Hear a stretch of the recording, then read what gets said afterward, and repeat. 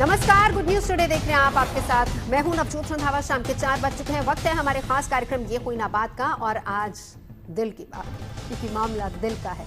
वैसे अक्सर ये कहा जाता है और सुना भी जाता है कि खेलते कूदते रहोगे तो बीमारियों से हमेशा दूर रहोगे।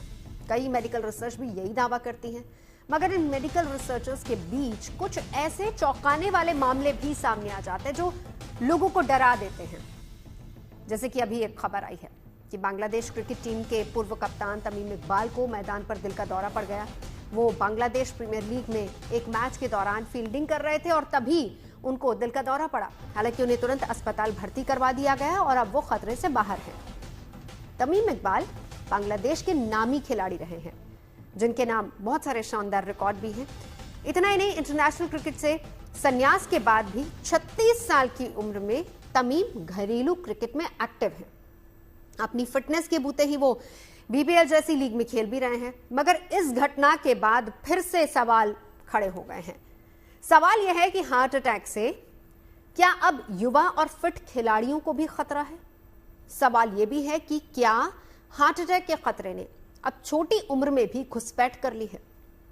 कैसे हम इस साइलेंट किलर से बच सकते हैं? तो आज हम इन तमाम सवालों के इर्द गिर्द अपने मेहमानों के साथ चर्चा करेंगे, लेकिन उससे पहले हम आपको ये रिपोर्ट दिखाते हैं।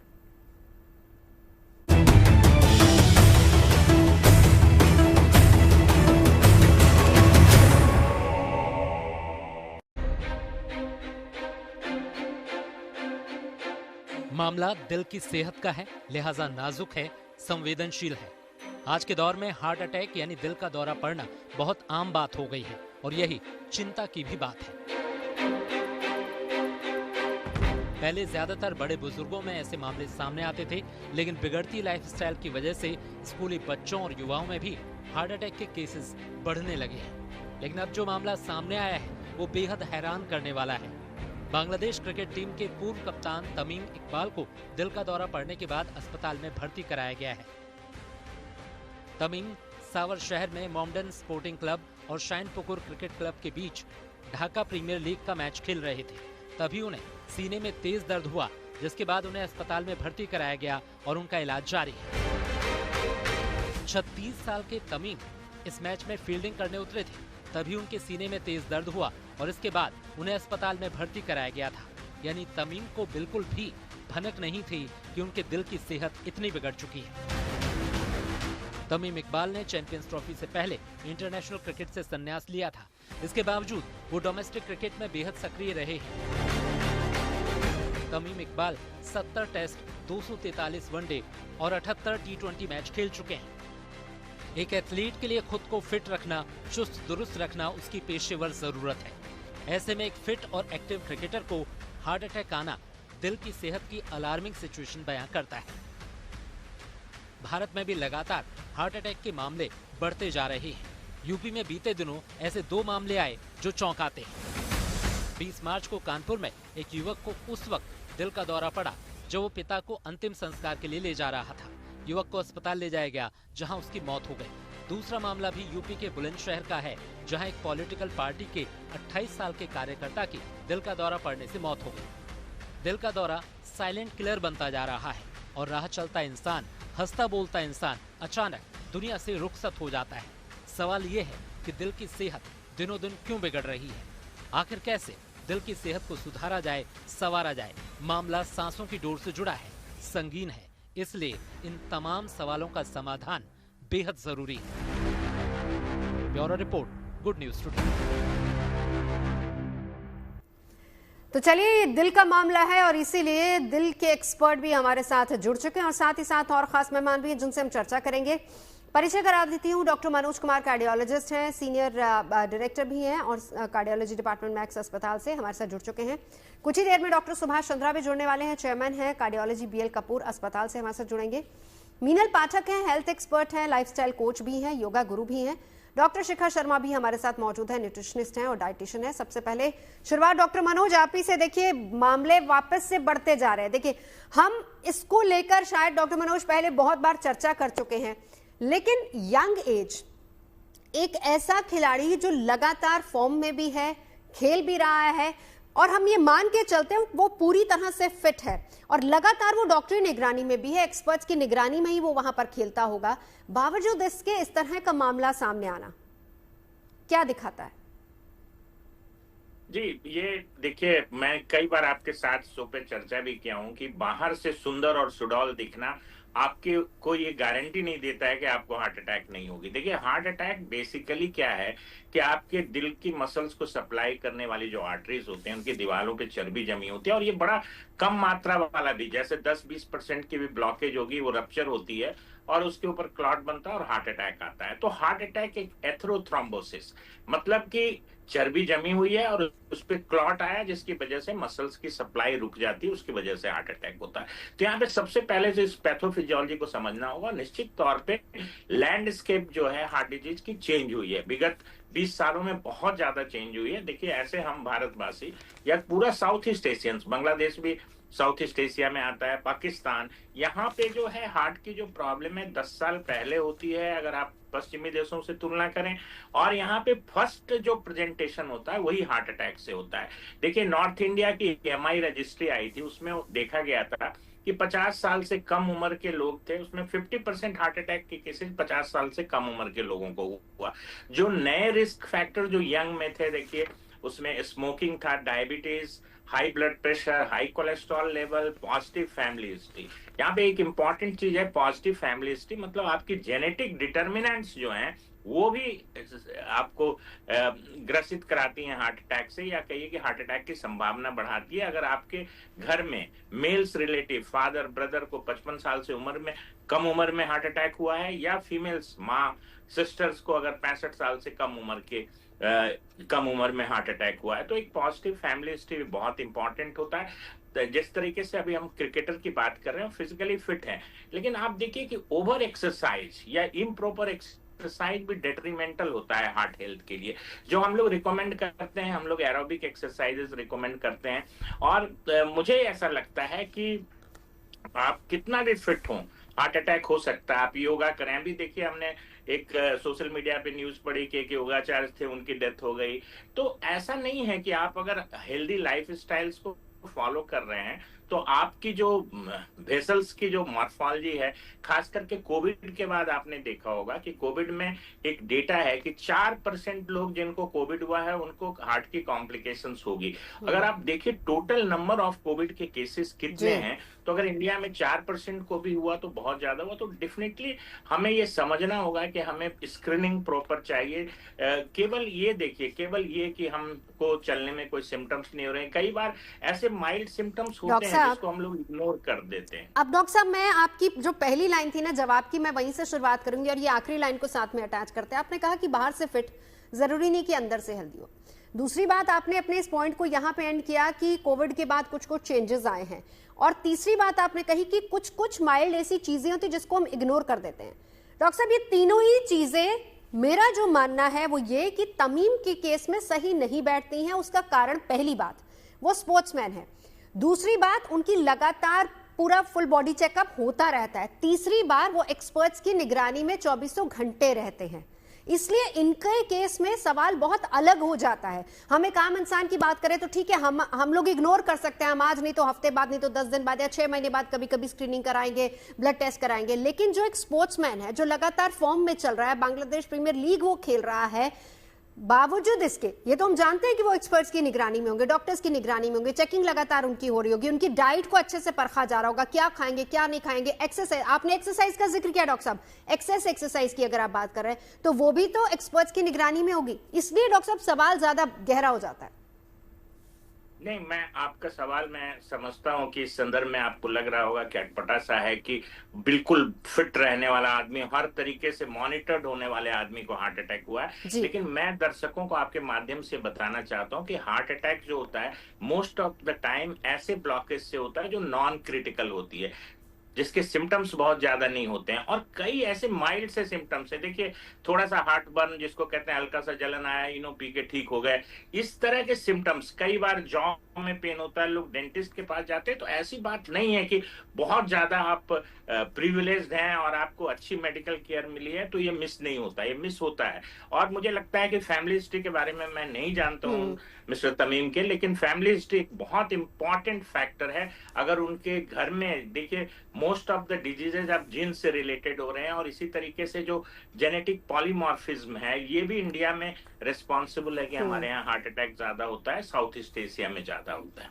ठीक है, चलिए मीनल, अब आपके पास आते हो। आप योगा गुरु भी हैं, लाइफस्टाइल एक्सपर्ट भी हैं, हेल्थ एक्सपर्ट भी हैं। मीनल, ये बताइए कि डॉक्टर साहब ने ये तमाम बातें की कि पहली बात उन्होंने एक्सेस ऑफ एक्सरसाइज की बात की। उन्होंने कहा कि योगा, कई बार योग करने वाले लोगों को भी हार्ट अटैक हो जाता है। मैं स्पेसिफिकली अगर तमीम के केस में देखूं, उसके बाद हम एक जेनरिक पर्सपेक्टिव से बात करेंगे, लेकिन तमीम के केस में आपको क्या समझ में आता है? मेरे जितने भी ये केसेस स्टडी किए, और in fact I directly teach clients, तो मुझे ऐसा लगता है there is a very important factor nowadays which is a chronic stress. वो सिर्फ सेलिब्रिटीज या हाई फ्लाइंग क्लाइंट्स को नहीं, बेसिक लोगों को भी एक बहुत हाई लेवल ऑफ स्ट्रेस रहता है। और पहले कैसे होता था कि आपको एक दिन स्ट्रेस है, 2 दिन स्ट्रेस है, बट आजकल ऐसा हो गया है कि everybody is living with stress. It's like a chronic stress, मतलब आपको कल भी था, आज भी है, परसों भी है, तो you living day in day out with that stress. तो आपका वो जो कॉर्टिसोल का लेवल है वो हमेशा ही हाई रहता है, which on one hand it compromises on all the other functions of your body. मतलब अगर आपकी बॉडी में फाइट एंड फ्लाइट हार्मोन हमेशा हाई रहेगा तो आपके बॉडी के बाकी फंक्शंस कॉम्प्रोमाइज होते हैं। That's one. And second is a slip disorder. अगर आपकी बॉडी में स्ट्रेस हाई रहता है तो आपको स्लीप डिसऑर्डर हो ही जाता है। मतलब जो एक पर्टिकुलर रेस्टफुल नाइट स्लीप है ना, जिसमें आपकी बॉडी रिकवर करती है, आपको वो नहीं मिल पाती है। So I believe these two are very important reasons. And on top of that, आप सोचिए कि आपकी बॉडी ऑलरेडी मेंटल स्ट्रेस में चल रही है, आपका स्लीप डिसऑर्डर भी है, इट मीन्स कि आपकी बॉडी वेल रेस्टेड भी नहीं है आपको। उसके बाद there are so many factors in which you have to deliver. On top of that, you get into a physical stress. जैसे डॉक्टर ने बोला that you are exercising. Like he was a cricketer, तो obviously he was exercising.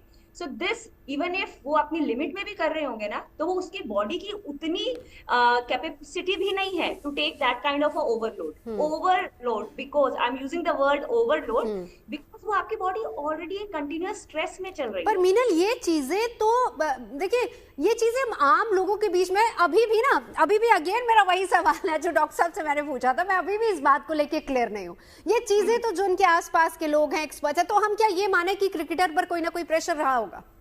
बिल्कुल। आपको क्या लगता है कि इनफैक्ट आई फील कि ये जितने भी सेलिब्रिटीज होते हैं, क्रिकेटर्स होते हैं और हाई लेवल पे लोग होते हैं, इनके ऊपर बहुत हाई लेवल का स्ट्रेस होता है। You seen cases of all these young CEOs getting the heart attacks, so they are taking so much more than a normal person while they are functioning in day out. तो उनके level of stress बहुत high रहता है। Understand कि उनके साथ एक पूरी टीम होती है जो उनका पूरा देखरेख रख रही होती है, but on top of that they are not someone who will talk about it openly कि मुझे स्ट्रेस हो रहा है, I am under a very stressful position, or I am not in position to play, or I am not in position to do the kind of a work they might be doing.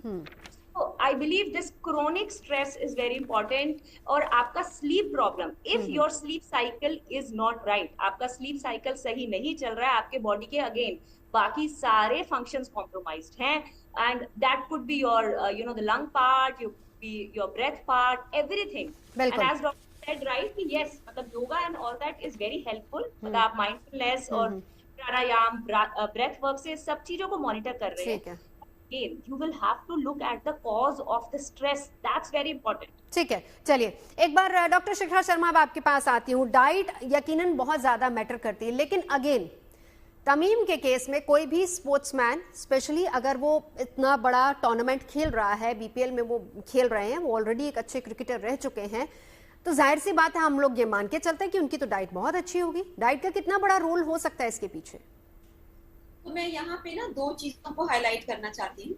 सबसे पहले कि जितना भी हम अभी तक पढ़ते आए थे पहले एज अ मेडिकल डॉक्टर, जो मैंने पढ़ा था कि भाई हार्ट अटैक में धीरे धीरे कोलेस्ट्रॉल प्लाक्स बनते हैं और उसको ब्लॉक करते हैं, और उसके बाद एक समय में जब तीनों ट्रिपल वेसल डिजीज में अगर ब्लॉकेज हो जाए तो फिर हार्ट अटैक हो सकता है।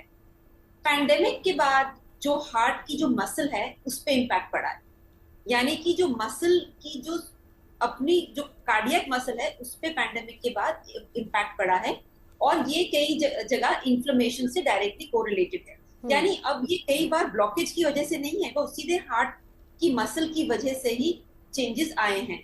अब इसमें कितना वो ब्लड टेस्ट में आता है कितना नहीं आता है इस क्वेश्चन, नंबर 1। नंबर 2, जितने भी स्पोर्ट्समैन की डाइट अभी तक जो दी जा रही थी उस पे सिर्फ जोर होता है प्रोटीन पे, कि आप ज्यादा प्रोटीन खाएं, ज्यादा चिकन खाएं, ज्यादा एग खाएं, ज्यादा मीट खाएं। कहीं पे भी एंटी इंफ्लेमेटरी कंपोनेंट पे कहीं पे भी फोकस नहीं हो रहा। अभी भी अगर आप देखें, चाहे वो जिम हो चाहे कहीं और हो, वो खूब प्रोटीन खिलाते हैं, खूब भर के नॉन वेजिटेरियन फूड खिलाते हैं, मगर जो एंटी इंफ्लेमेटरी न्यूट्रिशन है जो होना चाहिए उसके बारे में बिल्कुल जिक्र भी नहीं होता।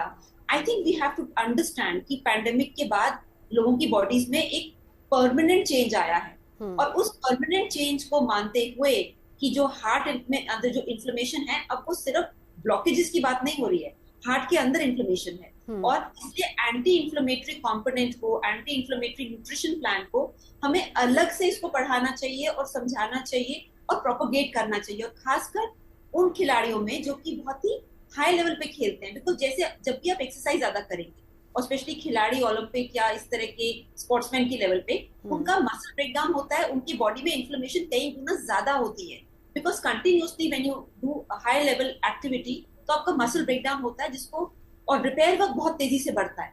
तो उनकी न्यूट्रिशन प्लान में एंटी इन्फ्लेमेटरी कंपोनेंट तो बहुत हाई होना चाहिए compare to even average people. ठीक है, यानी वहां पर भी डाइट की कमी कहीं ना कहीं नजर आती। अब डॉक्टर साहब आपके पास आते हुए जो बात अभी मीनल ने कही थी, मैं उसी बात को आगे कंटिन्यू करूंगी कि जिस तरीके से देखिए योगा अपनी जगह है, फिटनेस ये लोग अपनी जगह ट्रेनिंग लेते हैं, लेकिन बावजूद इसके स्थितियां इस तरह की बन जाती, कमी आपको कहाँ नजर आई? देखिए, मैं मिनल जी के बात से सहमत हूं कि स्ट्रेस एक बहुत इंपॉर्टेंट रिस्क फैक्टर बन के आया है, और खास करके आप देखेंगे क्रॉनिक स्ट्रेस में करीब करीब दुगना चांस होता है हार्ट अटैक होने का। डिप्रेशन जो है वो उसमें जो कॉमनेस्ट प्रेजेंटेशन होता है, डिप्रेशन में हार्ट अटैक होते हैं। मुझे लगता है कि हार्ट अटैक एक मल्टी फैक्टोरियल डिजीज है। आप एक चीज पे फोकस करके ये नहीं कह सकते कि वो फिट भी था, भाग भी रहा था, तो उसको क्यों हार्ट अटैक हो गया। कई बार कैथ लैब में लेटे हुए पेशेंट्स हम लोगों को बोलते हैं, रो के पूछते हैं कि डॉक्टर साहब हमने तो कभी कुछ बाहर का खाया नहीं, हम रोज योगा करते हैं, रोज वॉक करते हैं, फिर भी हमको हार्ट अटैक कैसे आ गया। मैं उनको समझाता हूँ कि बहुत सारे कारण जो है हमें पता नहीं है। जैसे अभी बात करी थी डॉक्टर शिखा कोविड का, कोविड ने एक तरह से कहिए कि जनरलाइज इन्फ्लामेशन किया। खास करके हमें ये समझना होगा कि हार्ट अटैक एक वैस्कुलर डिजीज है। ठीक है, कोविड का डायरेक्ट मायोसाइट्स पे या हार्ट के मसल पे भी असर पड़ा, एरिथमिया हुआ, बट कोगुलोपैथी जिसको हम लोग बोलते हैं कि थक्का बनने की संभावना जो कोविड में बढ़ गई, वो भी एक कारण हुआ। स्ट्रेस में भी आप देखिएगा कि फिब्रिनोजेन लेवल वगैरह हाई रहता है। और एक चीज हम लोग भूल रहे हैं कि एयर पॉल्यूशन एक नया रिस्क फैक्टर बन के उभर के आया है। खास करके आर्सेनिक और लीड की जो प्रेजेंस है एनवायरमेंट में, वो हार्ट अटैक का कारण बन रही है। ठीक है, ठीक है।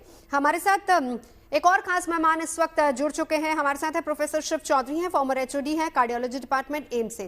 प्रोफेसर शिव, आप ही से जानना चाहेंगे, एक खिलाड़ी फॉर्म में है, फिटनेस उसकी बहुत अच्छी है, निगरानी में वो एक्सपर्ट्स की निगरानी में वो खेलता है, उसके पास अच्छे डाइटिशियन है, उसके पास अच्छे डॉक्टर्स हैं, अच्छे फिजियोस उसके पास हैं, पूरे फॉर्म में वो खेल रहा है, बावजूद इसके उसको हार्ट अटैक आ जाता है। क्या कारण आप इसके पीछे देखते हैं? और इसी को लेकर चर्चा हो रही है। खास मेहमान हमारे साथ लगातार जुड़े हैं, डॉक्टर मनोज हैं, मीनल जी हैं, योगा एक्सपर्ट हैं, और डॉक्टर शिखा हमारे साथ है, न्यूट्रिशनिस्ट। डॉक्टर शिव, आपसे सवाल है।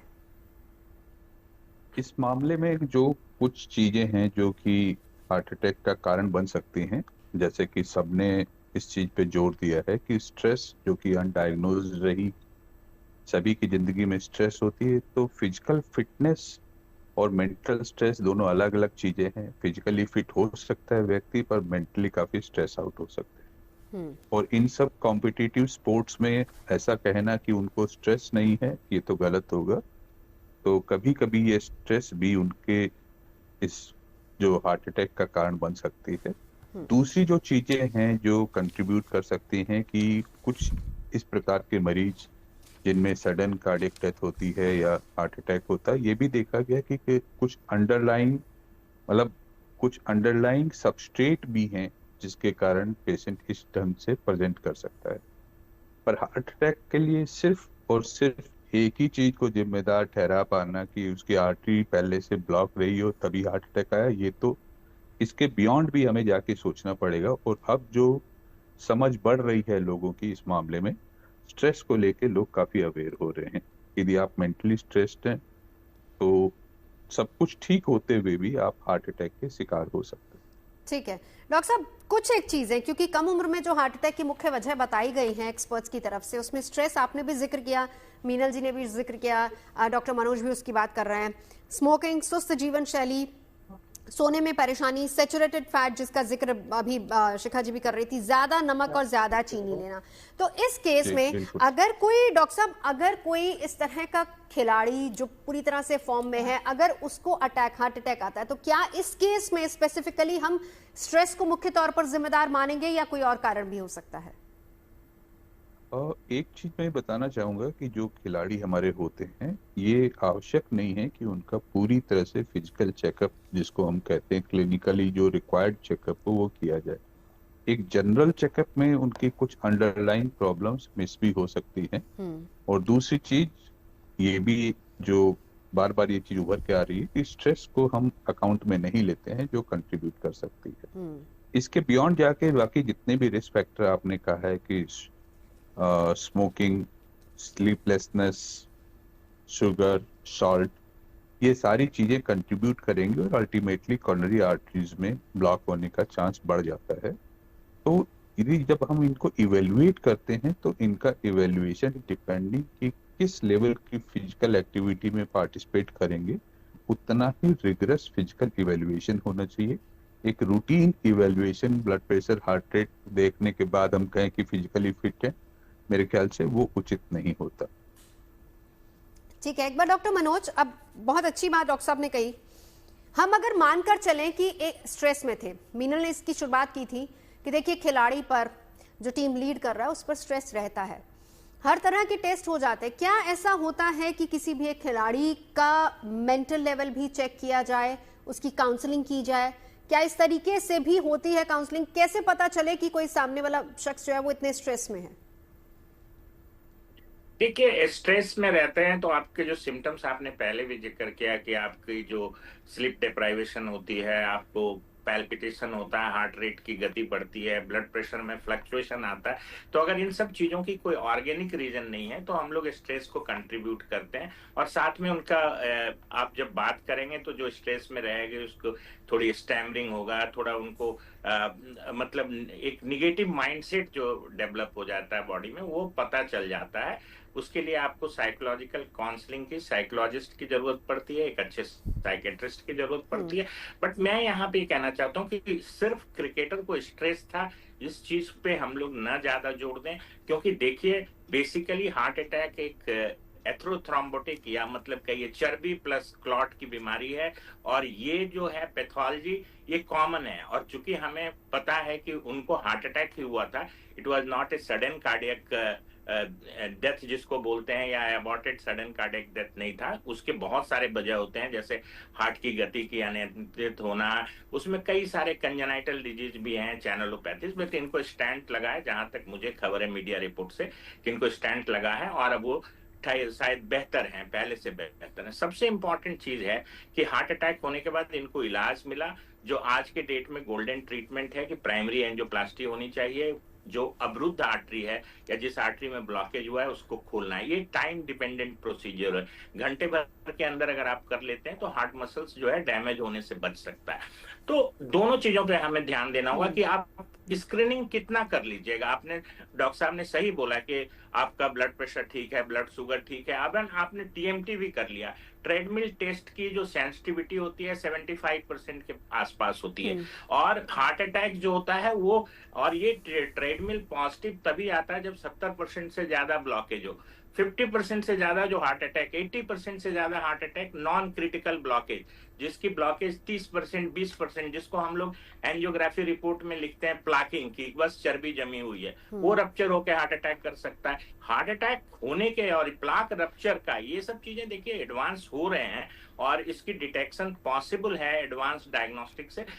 हर लोग पे या पॉपुलेशन के लेवल पे ये टेस्ट नहीं हो सकते, बट डेफिनेटली और जो अल्टरनेटिव हैं जो इजीली अवेलेबल हैं, जैसे सीटी कॉर्नरी एंजियोग्राफी एक अच्छा विकल्प है। तो मुझे लगता है कि और प्रॉपर स्क्रीनिंग की जरूरत है। जहां तक बात है सेडेंटरी लाइफ स्टाइल, हम इस खिलाड़ी के लिए सोच नहीं सकते हैं क्योंकि sitting is a new smoking, but जो हमारे देश में जिस तरीके से बाढ़ सी आई हुई है, इस केस को अलग रखते हुए मैं बोल रहा हूँ, उसमें सेडेंटरी लाइफ स्टाइल का बहुत रोल है, फास्ट फूड का बहुत रोल है, प्रोसेस्ड फूड का बहुत रोल है, और जो आप बिवरेजेस, जो आप शुगर फील्ड बिवरेजेस पीते हैं, इसका बहुत रोल है। हमारे यहाँ का डेटा है, जो ग्लोबल फूड पॉलिसी रिपोर्ट जो आई थी, उसमें हमारे यहाँ करीब 38%, 40% लोग जंक फूड का सेवन करते हैं।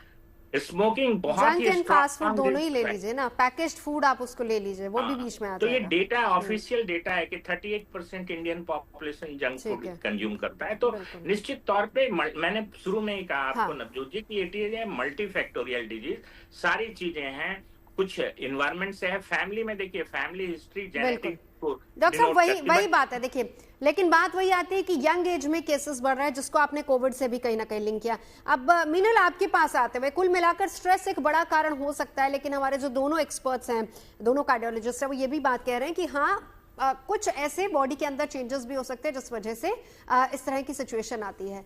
कैसे स्ट्रेस को कम किया जाए? हालांकि स्ट्रेस एक बहुत बड़ा फैक्टर है, क्या योगा इसमें मददगार हो सकता है? और अगर हमारे दोनों पैनलिस्ट के किसी सवाल का जवाब आप देना चाहें तो वो भी रख सकती हैं। At the end we all are natural beings, और ये जितने भी यंग एजेस हैं, like including all of us, हम कितना ज्यादा नेचर से अट्यून्ड है। हम में से कौन सुबह 6 बजे उठ के मॉर्निंग की सनलाइट देखता है और कुछ वर्कआउट करता है at ease? I am not saying कि कोई बहुत rigorous activity, simple brisk walking या सूर्य नमस्कार, और उसके बाद अपना ब्रेकफास्ट, लाइट ब्रेकफास्ट 8-9 बजे तक लेना, उसके बाद 3-4 घंटे का गैप देकर 1 बजे तक एक लाइट घर का बना हुआ शुद्ध खाना, ताजा खाना, उसके बाद फिर एक छोटा सा नैप, रिलैक्स रहना, फिर काम करना, और शाम का डिनर 7 बजे तक लेकर सनसेट के साथ अपने दिन को खत्म करना। कौन ऐसा आज के टाइम में कर रहा? If you are not following a natural clock, अगर आप इस तरह के रिदम में नहीं हैं, तो आप अपनी बॉडी पे स्ट्रेस डाल ही रहे हैं। I agree with the anti-inflammatory diet, और बॉडी में इन्फ्लेमेशन है, but not just that, food के टाइमिंग्स भी, everybody has a very different। मैं इसी पर आऊंगी मीनल आपके पास। अपनी दिनचर्या को कंट्रोल करना बहुत जरूरी है, क्योंकि अगर वो कंट्रोल नहीं है तो फिर एक्सरसाइज भी किसी काम की नहीं है। क्या डाइट इसमें मदद कर सकती है? डॉक्टर शिखा जी बिल्कुल। अगर आप बहुत ही सिंपली सोचे कि खाना क्या है, तो आपका शरीर पूरा का पूरा, एक एक पार्टिकल, आपका जो शरीर, एक एक सेल है, वो खाने से ही बना है। वो जो अमाइनो एसिड्स, जो प्रोटीन बना रहे हैं, जो मसल बना रहे हैं, आपके खाने से आ रही है। तो अगर आप कहें कि you are what you eat is actually true, क्योंकि जो भी आप खाएंगे उसी से ही आपका शरीर का निर्माण होगा। बिल्कुल। तो diet is very essential, it is a fundamental science. And fundamental science की उसको सिर्फ हमें कैलोरीज के रूप में नहीं समझना है कि इतना कैलोरी खाना है ताकि एनर्जी आए। हमें ये समझना है कि आपके शरीर से आपका हार्ट बन रहा है, सॉरी, आपके खाने से आपका हार्ट बन रहा है, लंग बन रहा है, पेट बन रहा है। तो जो हम न्यूट्रिशन की बात कर रहे हैं, उस पर हमें बहुत ही इंटरनेशनल लेवल की साइंटिफिक जो फोकस है उसे लेके आना है। अभी हम सिर्फ कैलोरीज पे फोकस करके भी इतना ये बर्न कर रहे हैं, तो इतना इनको कैलोरी दे दो, मगर that is not enough. That is a very, I would. आपने डॉक्टर साहब एक एंटी इन्फ्लेमेटरी डाइट का भी जिक्र किया है, जो पोस्ट कोविड बहुत इंपॉर्टेंट हो जाती है हर किसी के लिए, स्पेशली जो कार्डियक पेशेंट्स हैं उनके लिए बहुत इंपॉर्टेंट। प्रोफेसर शिव, अब आप ही का पास आते हुए तमाम लोगों की आपने बातें सुनी। मीनल और डॉक्टर शिखा से मैं पूरी डाइट भी जानूंगी और योगा के कुछ ऐसे मैं चाहूंगी कि आप आसन भी बताएं जिससे हम अपने शरीर, मन, मस्तिष्क को स्वस्थ रख सकते हैं। लेकिन प्रोफेसर शिव, आपके पास सबसे पहले आते हुए, अब कारण हमने जान लिया कि क्या हो सकता है, लेकिन पोस्ट कोविड का जिक्र डॉक्टर मनोज ने किया था। आपको क्या लगता है, मामले पोस्ट कोविड ज्यादा बढ़े क्योंकि केसेस रजिस्टर भी बहुत ज्यादा हो रहे हैं, स्पेशली अगर यंग एज की बात की जाए, अंडर 40 सबसे ज्यादा मामले सामने आ रहे हैं? हाँ, ये बात सही है कि पोस्ट कोविड इस प्रकार के इंसिडेंसेस में बढ़ोतरी हुई है। तो दोनों चीजें इसमें कंट्रीब्यूट करती हैं। एक तो जो लोगों का सबस्ट्रेट है, बायोलॉजिकल सबस्ट्रेट है, वो कोविड की वजह से चेंज हुआ है। और दूसरा एक अन्य कारण जो मैं समझता हूँ इम्पोर्टेंट है, वो सोशल मीडिया की रीच बढ़ गई है। अब एक इंसिडेंस ग्लोबली कहीं भी दुनिया के किसी कोने में होता है, वो इंसिडेंस हर व्यक्ति के मोबाइल में रजिस्टर होता है, सब लोगों को मालूम पड़ता है। तो सोशल मीडिया की रीच भी बढ़ने से इस प्रकार के इंसिडेंसेस काफी ज्यादा, मैं ये वर्ड यूज कर रहा हूँ कि हाइप भी इसके प्रति क्रिएट की जाती है। पहले भी होते रहे हैं, परंतु अब एक इंसिडेंस होता है तो वो सबको ज्ञात होता है। पर ये नहीं कह सकता हूँ कि सिर्फ सोशल मीडिया की वजह से ज्यादा रिकॉर्ड, ये इंसिडेंसेस रिकॉर्ड किए जा रहे हैं। बायोलॉजिकल सबस्ट्रेट भी चेंज हुआ है, हमारा रहने का तरीका, स्ट्रेस लेवल, खाने पीने का जो स्टाइल है, वो सारी चीजें चेंज हुई जिसके कारण इंसिडेंस। जी, चलिए मैं लौटती हूँ आपके पास। कुछ हमारा लाइफस्टाइल भी बदला है। आपने कहा कि बहुत चीज़ें हाइप हुई हैं। डॉक्टर मनोज, एक छोटा सा जवाब बस दीजिएगा, फिर मैं बाकी एक्सपर्ट्स के पास जाती हूँ। ये एक अलार्मिंग सिचुएशन है क्या यूथ के लिए भी? जी हाँ, बिल्कुल अलार्मिंग सिचुएशन है। और मुझे लगता है कि तमाम जितने मेडिकल लिटरेचर में डेटा है, निश्चित तौर पे इंसिडेंट्स बढ़े हैं। ठीक है, डॉक्टर शिव के बात से मैं सहमत हूं कि अभी नोटिस में भी आ जाता है, पहले पता नहीं चलता था उतना। बट अगर आप ऐसे भी परसेंटेज वाइज भी आप प्रिवेलेंस देखेंगे तो बढ़ा है। और अभी जो नॉर्थ इंडिया की जो MI रजिस्ट्री आई थी, उसमें भी 50% लोग जो थे जिनकी उम्र 50 साल से कम थी, और 40 साल से कम की करीब 25 से 30%। तो निश्चित तौर पे, और पोस्ट कोविड तो एक डेटा भी आया था कि 12% एक साल में यंग अटैक के केसेस बढ़ गए थे। तो निश्चित तौर पे बढ़ा है। मल्टीपल फैक्टर्स हैं कोविड की वजह से। फैक्टर्स का जिक्र डॉक्टर साहब हमने किया, और आपने कहा कि अलार्मिंग सिचुएशन भी है। डॉक्टर शिखाब, आपके पास आते हुए, शुरुआत आपने एंटी इन्फ्लेमेटरी डाइट की थी, जिसकी तरफ लोगों का ध्यान नहीं जाता है। एक थोड़ा सा विस्तार से हमें बताइए, क्या खाना है, क्या नहीं खाना है, किस डाइट को इंक्लूड करना है और किसे एक्सक्लूड करना है? जी देखिए, सबसे पहले तो कैलोरीज का भी कॉन्सेप्ट हम भूल जाएं और हम एंटी इन्फ्लेमेटरी पे फोकस करें। एंटी इन्फ्लेमेटरी क्या है? जो आपकी शरीर की इन्फ्लेमेशन को कम करता है। तो इन्फ्लेमेशन कम करने के लिए सबसे पहले, जैसे आंवला है, वेजिटेबल जो सब्जियां हैं उनका रस है, कौन सी, जैसे बीटरूट है, कैरेट है, अभी लौकी की सब्जी आएगी, पंपकिन है, इन सब सारी सब्जियों का जो रस होता है वो आपकी बॉडी की इन्फ्लेमेशन को कम करता है। जितना ज्यादा आप एक्सरसाइज करेंगे, जितना ज्यादा आप नॉन वेजिटेरियन या इस तरह के फूड्स खाएंगे, उतना ज्यादा आपको वेजिटेबल्स ज्यादा खाने हैं। एक तो फर्स्टली तो ये है कि आंवला एंटी इन्फ्लेमेटरी है, वेजिटेबल्स सब्जियां जो हैं उनका रस एंटी इन्फ्लेमेटरी है, सैलेड्स एंटी इन्फ्लेमेटरी है। क्योंकि आमतौर पे मैंने हार्डली लोगों को देखा है सैलेड खाते हुए, वो 2-4 पीसेस खा लेते हैं, वो उसको सैलेड बोलते हैं, but that is not enough. In fact अभी जो ICMR की गाइडलाइन आई है उसमें उन्होंने बहुत ही कैटेगोरिकली कहा है कि हमारी प्लेट में सब्जियां और सैलेड का जो क्वांटिटी है वो बहुत ज्यादा एक्स्ट्रा हमें चाहिए कंपेयर टू जो हम अनाज खाते हैं। दूसरी चीज जो बहुत इंपॉर्टेंट है कि जितने भी केमिकल के साथ फूड्स आ रहे हैं, चाहे वो आर्टिफिशियल प्रिजर्वेटिव हैं, आर्टिफिशियल कलर्स हैं, या आर्टिफिशियल पैकेजिंग में जो चीजें यूज होती हैं, वो किसी भी स्पोर्ट्समैन को नहीं खानी चाहिए, क्योंकि वो आपकी बॉडी में केमिकल्स इंट्रोड्यूस कर रहे हैं और केमिकल्स डायरेक्टली आपकी बॉडी फाइट करेगी बाय इंड्यूसिंग इन्फ्लेमेशन। तो यानी कि package food is not about calories, it's about inflammation, जो कि हमें बहुत ही ज्यादा रिड्यूस करना पड़ेगा अपने खाने पीने में। तीसरी चीज है काइंड ऑफ ऑयल। लोग ऑयल पे ध्यान ही नहीं देते। लोग कहते हैं कि कम ऑयल खाओ या ज्यादा ऑयल खाओ या कैलोरी ज्यादा खाओ या क्या, उसका इससे कोई लेना देना नहीं है। आपको जो ऑयल खाना है, it has to be oil which is been processed without using chemicals, क्योंकि आजकल मार्केट में कई ऑयल्स आ रहे हैं जिसपे बहुत केमिकल्स यूज होते हैं प्रोसेसिंग के। जैसे ये जो गोल्डन कलर का ऑयल आप देखते हैं, उसकी ये गोल्डन धारा ऑयल की जो भी है, it is because of chemical bleaching, it is not it's natural colour. तो यानी कि स्पोर्ट्समैन खासकर, उनको सिर्फ नेचुरली प्रोसेस्ड ऑयल यूज करना है, कोल्ड प्रेस्ड या कच्ची घानी का ऑयल यूज करना है, जिसमें कि कोई भी केमिकल इस्तेमाल दूर दूर तक नहीं हुआ है। So what I am trying to say is 3 things. First, कि स्पोर्ट्समैन की डाइट में या किसी की भी डाइट में आपको वेजिटेबल्स, फ्रूट्स, सैलेड्स की क्वांटिटी बहुत बढ़ानी है। वेजिटेबल जूसेस और कंज्यूम करने हैं, आंवला जैसे सुपर फूड्स जो कि आपकी इन्फ्लेमेशन कम करते हैं, और भी कई हैं, उनको भी इंक्लूड करना। जैसे हिमालय, अरुणाचल में इधर और हिमालयाज में बुरांश का flower, very powerful anti inflammatory. Himalayan berry Kargil में ग्रो होता है, वेरी पावरफुल एंटी इंफ्लेमेटरी। तो ये सारी चीजें मिलनी चाहिए, और ये आम मिलती हैं बट लोग जानते नहीं है। एंड ऑयल्स, कौन सा ऑयल? जो कि विदाउट केमिकल प्रोसेस हुआ है। And no junk food for sportsman at all, because junk food में कैलोरीज से इतनी प्रॉब्लम नहीं है, केमिकल से प्रॉब्लम है। सो ये 3 मेरे खास सुझाव हैं। जी चलिए, कुछ और टिप्स आपसे लेंगे, लेकिन आपने जंक और पैकेज फूड का जिक्र किया। एक छोटा जवाब जरा डॉक्टर मनोज आपसे और डॉक्टर शिव आपसे। पहले डॉक्टर मनोज आप रख दीजिएगा। अक्सर हमने देखा गया है कि जितने स्पोर्ट्समैन होते हैं या फिर वो लोग जो कि वर्कआउट करते हैं, वो प्री वर्कआउट और पोस्ट वर्कआउट या सप्लीमेंट्स या प्रोटीन पाउडर लेते हैं। ये हमारे हार्ट पे कितना असर करता है डॉक्टर मनोज? नवजोत जी, मैं शुरू से हमेशा आपके शो में कहा हूं कि सप्लीमेंट और ये जो डब्बा में भरा हुआ प्रोटीन लेते हैं, इसको बिल्कुल ना लें, क्योंकि इसमें बहुत सारी चीजें ऐसी होती हैं। इसमें ह्यूमन कोरेनिक गोनाडोट्रोपिन होता है, इसमें सिल्डेनाफिल जैसे, वियाग्रा जैसे सॉल्ट होते हैं, स्टेरॉइड्स होता है। तो ये निश्चित तौर पे आपको बहुत ही बीमार करते हैं। आप नेचुरल सोर्स से प्रोटीन लें, चाहे चिकन लें, एग व्हाइट लें, आप ये सोयाबीन्स लें, बट आप please don't use any dietary supplement, specially the protein supplement. Doctor Shiv, ये आपको बीमार बनाता है। डॉक्टर शिव, हार्ट पे कितना असर होता है इसका? हार्ट या फिर बॉडी की किसी भी पार्ट की अगर हम बात करें तो?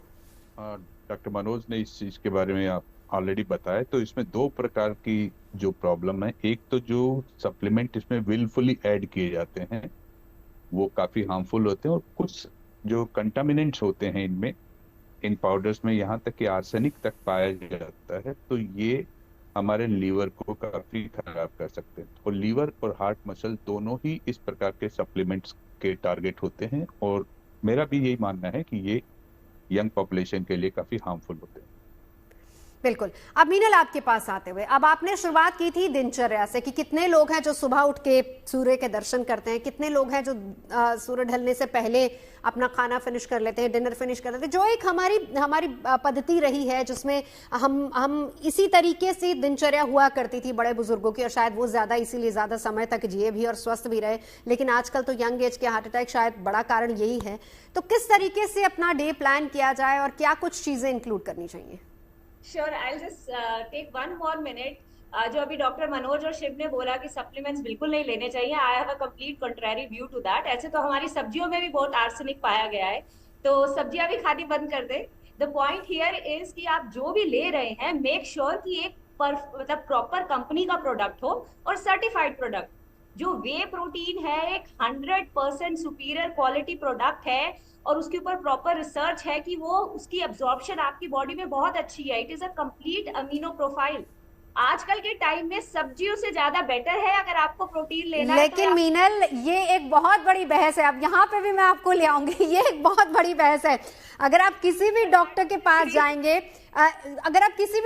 पास जाएंगे, वो कभी भी इनको रिकमेंड नहीं करते हैं। डॉक्टर मनोज, आप इस पे कुछ बात कहना चाहेंगे? डॉक्टर शिव भी मुस्कुरा रहे हैं।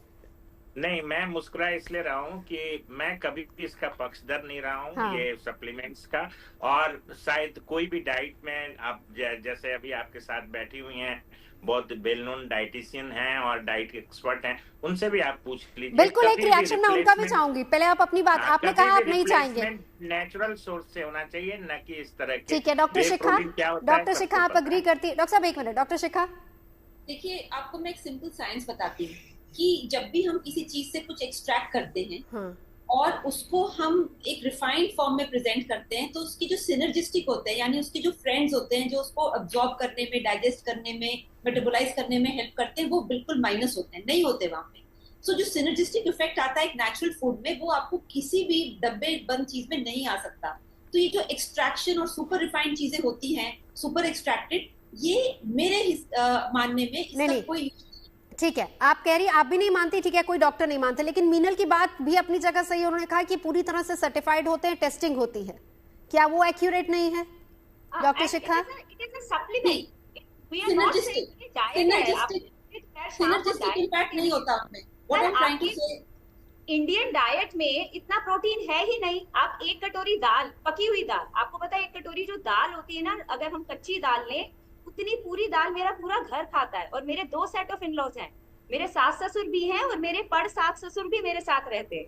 तो मैं इतनी दाल सबके लिए बनाती हूँ। सो इमेजिन उसमें हर किसी के क्वांटिटी कितनी जा रही है दाल की।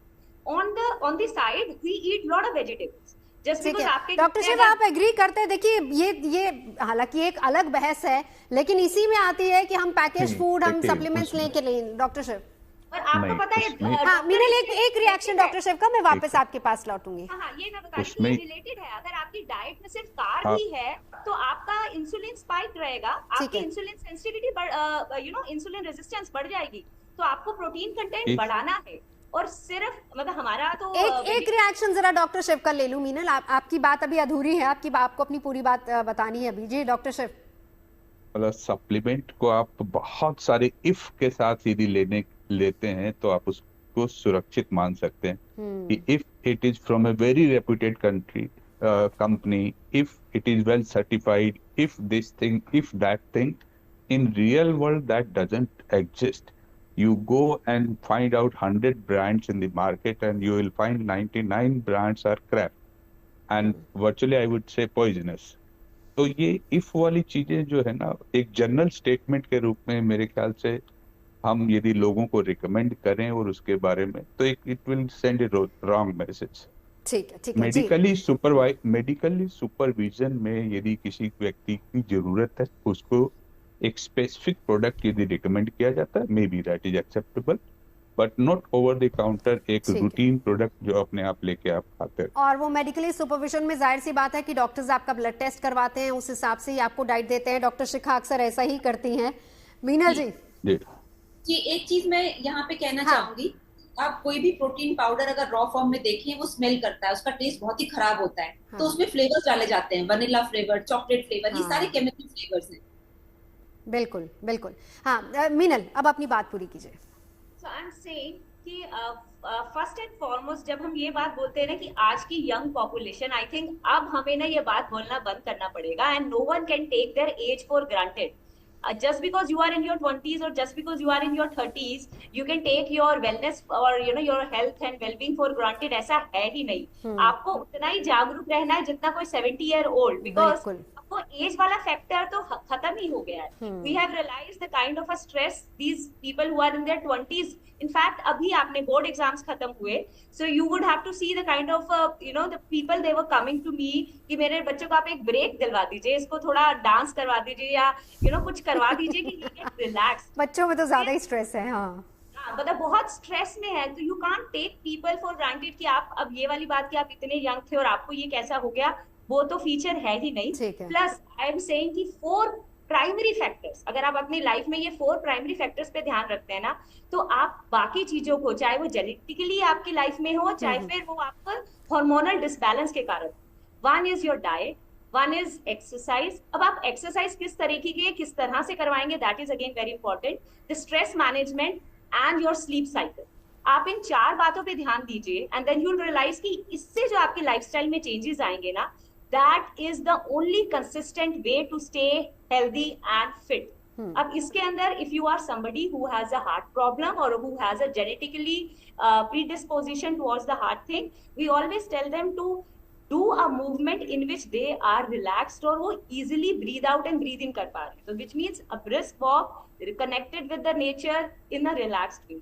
In fact, breath work में भी we avoid all the heavy pranayams जैसे भस्त्रिका या फिर कपाल भाती। इस सभी प्राणायाम में आपके हार्ट पे इम्पैक्ट आता है। So we rather ask them to do something which is very simple as a क्रिया, जैसे डीप ब्रीथिंग, रिलैक्सिंग। उसके साथ साथ आप अनुलोम विलोम कर सकते हैं, लेकिन उसमें भी बहुत लंबा सांस रोकने की, बीच में रोकेंगे नहीं, रिलैक्स फॉर्मेट में मूवमेंट करें। सो इस तरह के जब आप चेंजेस अपनी लाइफ में लाते हैं, यू विल रियलाइज कि आप जो रूट कॉज है ना प्रॉब्लम का, उसको पकड़ रहे हैं। So these are the basic modifications जो आपको अपनी लाइफस्टाइल में लेकर आना है to fix the root cause. ठीक है, अब डॉक्टर शिखा आपके पास आते हुए, यहाँ पर बहस अनाज को लेकर भी बहुत ज्यादा हो रही है। बहुत से लोग वीट से जिनको एलर्जी है, अदरवाइज भी कहा जा रहा है पिछले 2-2.5 साल से ज्यादा हो गया है, लोगों को कहा जा रहा है कि आप अपनी जो बेसिक डाइट है, जो मिलेट्स है, उस पर जाइए। वो कितना फायदा करता है हमारे शरीर के लिए? जी, सबसे पहले हमें समझना है कि गेहूं से इतना ज्यादा एलर्जी क्यों बढ़ रही है, क्या प्रॉब्लम है।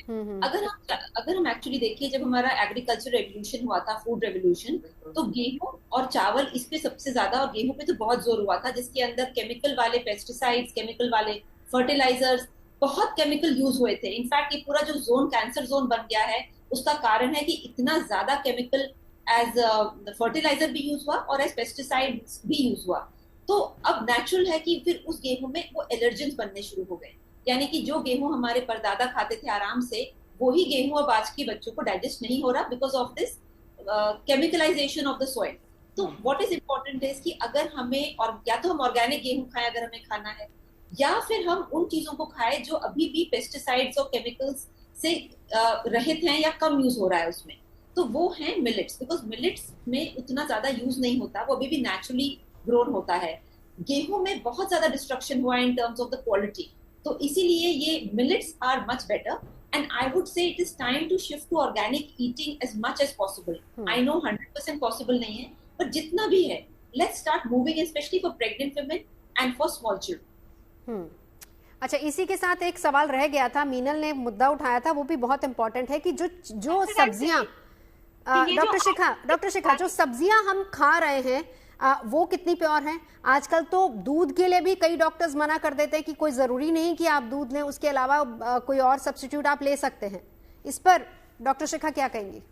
जी बिल्कुल, वही कि दूध जो भी हमारे देश में ज्यादा डिमांड में आता है, उसमें एडल्ट्रेशन शुरू होती है। जैसे कि जो हार्मोनल एडल्ट्रेशन है, यानी ऑक्सीटोसिन की इंजेक्शन लगते हैं काउस को। क्यों? क्योंकि उसका जो मिल्क का प्रोडक्शन बढ़ाना है। जो छोटी छोटी आप चिकन देखते हैं, वो कुछ हफ्तों में एकदम बड़ा साइज हो जाता है, उसके अंदर ग्रोथ हार्मोन इंजेक्ट किया जा रहा है। तो ये जो फूड चेन में एडल्ट्रेशन है, उसकी वजह से डॉक्टर मना कर रहे हैं, बिकॉज वो साइड इफेक्ट्स अपने क्लिनिक्स में देख रहे हैं। I think we need a policy, and policy की भी फूड चेन में केमिकल्स का जो यूजेज है, हार्मोन्स का यूजेज, वो बिल्कुल बैन होना चाहिए। Because otherwise we will have a huge generation of ill people, बीमार बच्चे और बीमार एडल्ट्स। सो फूड चेन हमारी बहुत ज्यादा तेजी से पोल्यूट होती जा रही है because of the water pollution, pesticides, preservatives. तो मतलब पूरी फूड चेन डिस्ट्रॉय होती जा रही है दिन ब दिन। So this needs a major change, a major sea change in the food policy. बहुत बड़ी और बहुत अहम बातें आज इसको लेकर चर्चा हो रही है। मामला हालांकि दिल का है, लेकिन दिल से पूरे शरीर पर पहुंच गया। क्या खाएं क्या नहीं खाएं, कुल मिलाकर अगर देखा जाए, वेज खाएं तो दिक्कत, नॉन वेज खाएं तो दिक्कत, सब्जियां खाएं तो दिक्कत, और पैकेज फूड के लिए तो वैसे ही हर कोई मना करता है। तो डॉक्टर मनोज, एक आखिरी कमेंट मैं आपसे चाहूंगी, कैसे दिल को दुरुस्त रखा जाए? देखिए, युवाओं में जो हार्ट अटैक हो रहा है, ये पूरे भारत के हेल्थ सिस्टम के लिए एक चुनौती है, और इसमें कोई अर्जेंट स्ट्रेटजी और एक सिंक्रोनाइज्ड एफर्ट की जरूरत है, जिसमें प्रिवेंशन से लेके हार्ट अटैक होने के बाद तुरंत इलाज मिले। इलाज दो तरह से मिल सकता है, या तो बैलूनिंग से हो सकता है, या फिर एक दवा होती है जिससे आप उस क्लॉट को एलाइज कर सकते हैं, तोड़ सकते हैं। तो मुझे लगता है अभी सबसे ज्यादा जरूरत इस चीज की है, एक सिंक्रोनाइज्ड एफर्ट की। स्कूल लेवल से हम प्रिवेंशन का काम शुरू करें, और हार्ट अटैक होने के बाद उसको गोल्डन आवर में 1 घंटे के अंदर हम उनको प्रॉपर ट्रीटमेंट, जो रिक्वायर्ड ट्रीटमेंट है, वो दे सकें। बिल्कुल। तो चलिए, बहुत बहुत शुक्रिया तमाम खास मेहमानों का हमारे साथ जुड़ने के लिए। तो फिलहाल अभी के लिए बस इतना ही। आप भी रखिए अपना ख्याल।